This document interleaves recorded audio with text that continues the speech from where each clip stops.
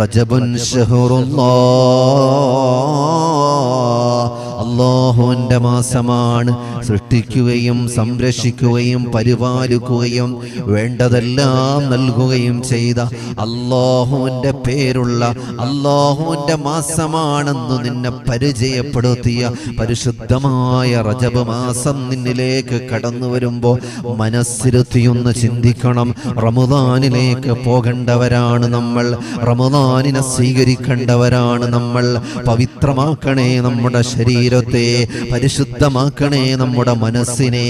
എല്ലാ കാര്യങ്ങളും മനസ്സിലിരുത്തി ചിന്തിച്ചുകൊണ്ട് അല്ലാഹുവിനെ ഓർത്തുകൊണ്ട് ഇബാദത്തുകൾ കൂടുതൽ കൂടുതൽ ചെയ്തുകൊണ്ട് റമദാനിലേക്ക് കടക്കാൻ, റമദാനിലേക്ക് എത്തിച്ചേരാൻ അല്ലാഹ് ഞങ്ങൾക്ക് തൗഫീഖ് നൽകണേ അല്ലാഹ്.